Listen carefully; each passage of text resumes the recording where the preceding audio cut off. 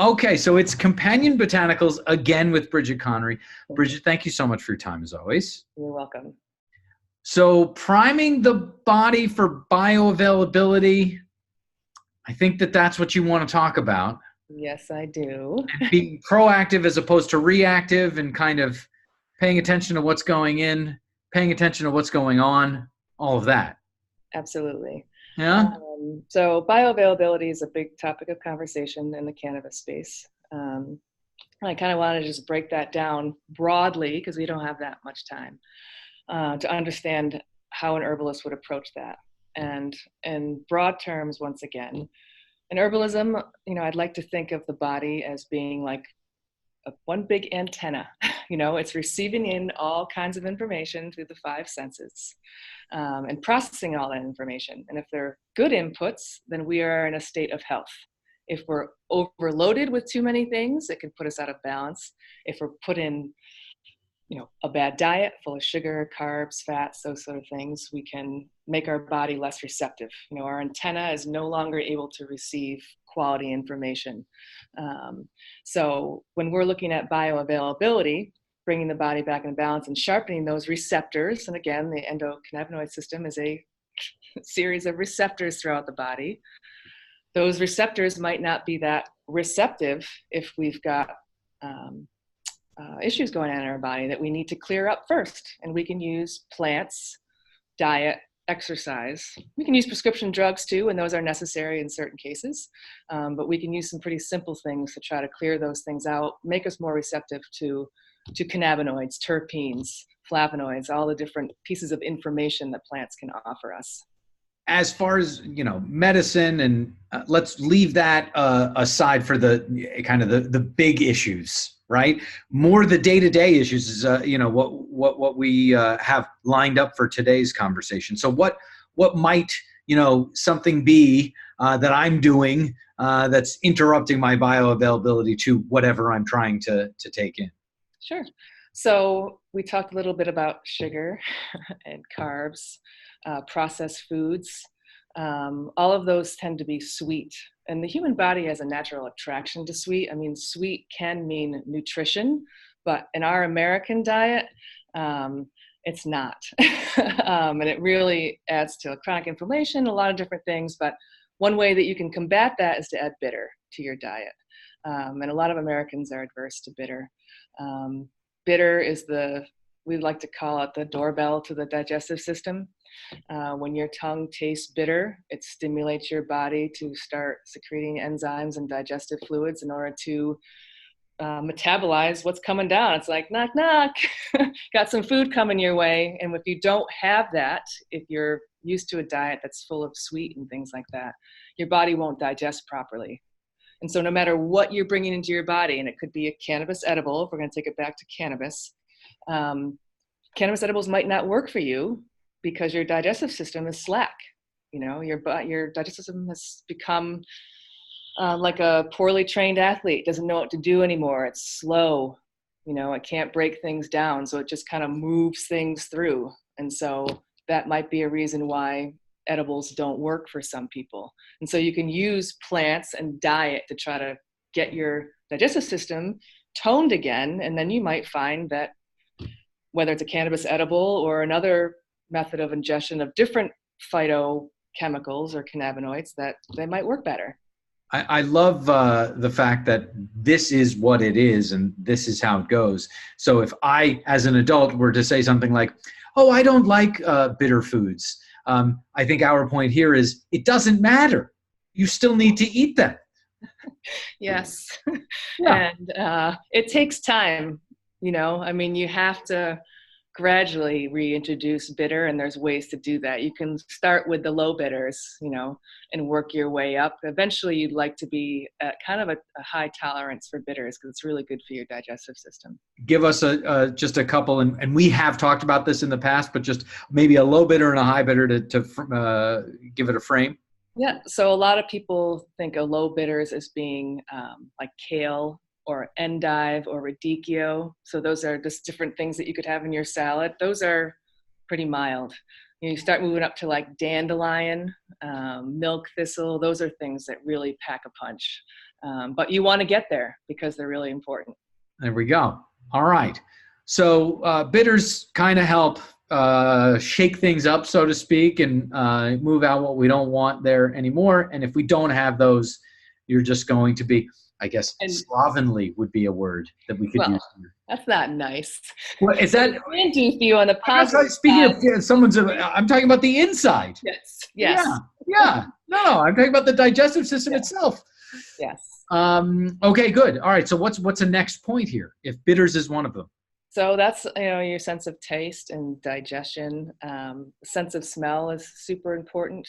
And our environment, our antenna can be dulled by all of the synthetic scents that we have in the environment, and we're full of them. I mean, our cleaning agents, our candles for home scent, I mean, you name it. There's most of those smells are synthetic, and they can do a lot of harm. They are, a lot of them, hormonal disruptors, which can disrupt other natural things going on in your body that are super important. But they also just dull your ability to smell. And smell, we depend on smell for so many things. I mean, smell is flavor, taste is tongue, smell is flavor. And so you don't experience flavor when you're congested or when your sense of smell is dulled due to synthetic scents. The sense of smell alerts us to danger. If something is not good for us, it usually smells bad. So we know to stay away from it. We can't smell. We're not aware of that. It attracts us to things, whether it's good foods or good people, companions in life. It's got that like botany of desire. And so we want to increase our ability to do that for a lot of reasons. And you can, once again, use plants for that. Conifers are a great way to do that. Conifers are the evergreen trees. They've got pinene and limonene and cymene and myrcene, a whole bunch of things that will open up the respiratory and start to retrain your sense of smell so that you can tone that system. And that's connected to the lungs. It's also connected to your nervous system. So if you're sharpening that sense, you're also positively influencing those other systems. So rather than using the spray can to do whatever, let's put a plant there instead, I think. Yeah, or you can diffuse essential oils into your space. That's a good one. We talk a lot about essential oils here in the Companion Botanical podcast. There you go. All right. So we've got sense of smell, kind of diving into essential oils and maybe even some conifers. We've got the bitters. What would be the third leg to this stool? Yeah, and this is just 3 examples. I mean, there are examples all over the place. There are many stools, Bridget. Exactly. This is just one. This is just one. Yeah. So I thought it would be good to talk about chronic inflammation because so many people are dealing with it. And it is really the root of a lot of disease in our culture right now. And a lot of things can create chronic inflammation. I mean, it can be disease, can be bacteria, can be a virus, but it can also, again, be the things that we are choosing to put into our environment, choosing to consume, or sometimes, unfortunately, things in our environment that we can't control, which is just toxic things that can be in our environment, like Superfund sites and things like that. We'll talk about that another time, hopefully, I guess. As far as what we can control, what are we talking about? Yes. So chronic inflammation, some of the effects of that are heat, pain, swelling, excess fluid. That can be all kinds of different fluids, but phlegm or mucus is one of them. And when your body's congested with those things or overwhelmed with trying to deal with that chronic inflammation response, your body really does not have the ability to receive good impulses. Your receptors are not open for certain things because they're being blocked by the chronic inflammation response. And so, what am I doing to make my inflammation chronic? I guess is my question, right? Yeah. Like if I take... do you look at diet? Okay. Again, alcohol, processed simple sugars and carbohydrates, red meat. Those are 3 big ones. Okay. And our diet is very much focused on those. Cleaning those out of your diet would really help your body cool down. If I over medicate with aspirin, or is that in this pocket here, or not necessarily? Yeah, yeah, you could create, even though aspirin is a non-steroidal anti-inflammatory, too much of it could cause an inflammatory response in the body, a toxic response. Yeah. All right. And So so from the balance herbal here perspective, is, go say it ahead. again. I was just going to say from an herbalist perspective, Yeah. sometimes you need to clean out, you need to deal with the chronic inflammation first. So a lot of people who come into our dispensary, they've got chronic inflammation that is the result of autoimmune diseases, cancer, a whole bunch of things. And so they're coming to cannabis to try to see if they can help reduce their symptoms.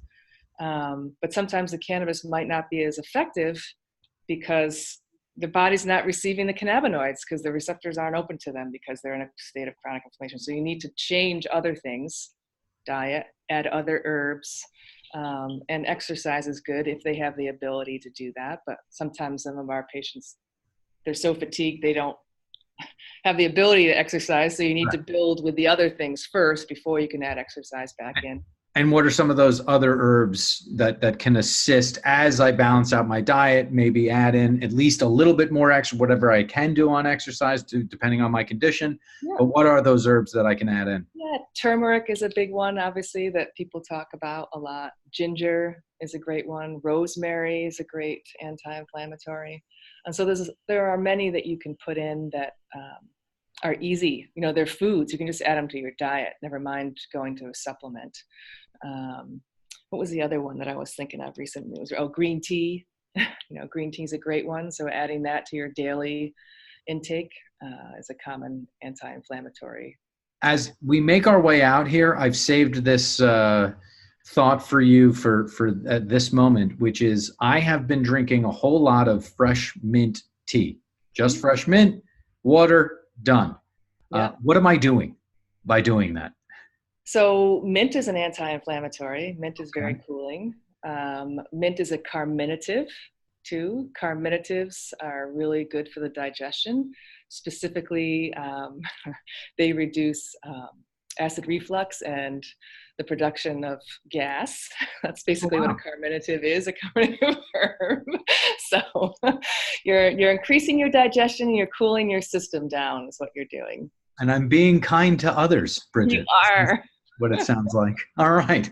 Well, this is amazing. I really love these. This is clearly just kind of could be also termed how to be a better human or how to treat your human body a little bit better. So thanks for your time as always. And I can't wait for the next one. All right. Excellent. Nice chatting with you. Thanks so much.